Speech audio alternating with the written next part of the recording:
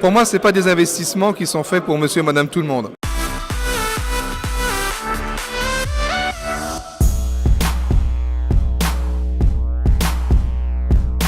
Sans conteste, c'est des investissements dangereux. Je dirais même très dangereux. Donc c'est des investissements dans lesquels n'importe qui ne peut pas aller. Il faut être conscient qu'on peut perdre toute sa mise, tout le montant qu'on investit. Et comme ce sont des investissements qui sont sur des supports très volatiles, on peut perdre très vite tout ce qu'on a mis, comme on peut gagner très vite. Pour moi, ce n'est pas des investissements qui sont faits pour monsieur et madame tout le monde. En tous les cas, si monsieur et madame tout le monde y va, il faut y mettre une toute petite partie de son épargne. Alors d'abord, il faut avoir en tête qu'investir dans une crypto-monnaie, ce n'est pas interdit. Simplement, la crypto-monnaie, elle n'est pas régulée aujourd'hui. On a une première question, c'est le traitement fiscal des crypto-monnaies dans lesquelles on investit. C'est à quelle sauce je vais être mangé fiscalement. C'est une question qu'il faut se poser. La deuxième, c'est quand j'investis, je vais investir via une plateforme d'échange sur laquelle je peux échanger mes euros contre des bitcoins, des ethers ou autres. Là, est-ce qu'il faut vérifier plutôt prendre des plateformes, si possible en Europe, parce qu'elles sont quand même un peu régulées, et plutôt vérifier comment fonctionne la sécurité des fonds que vous déposez.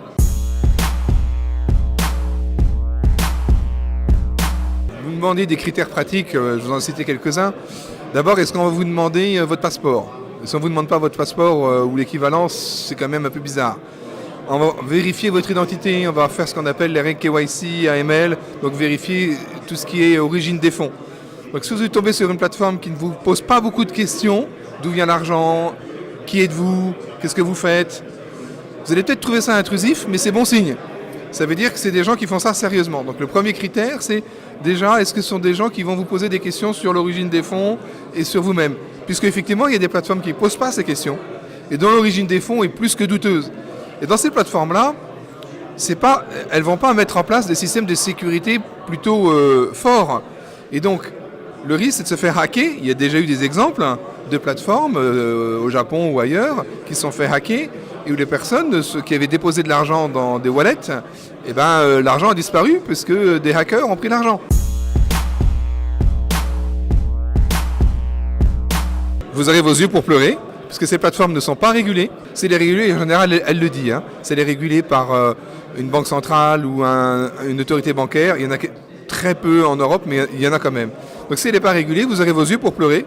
Vous pourrez bien sûr attaquer, mais comme ces plateformes auront généralement prévu des termes et conditions, enfin des conditions générales d'utilisation et de vente où elles ne sont pas responsables, qu'elles sont dans des pays, pas forcément exotiques si c'est l'Europe, mais parfois ça peut être dans des pays en Asie ou en Amérique latine un peu exotiques, oui, vous avez perdu votre argent.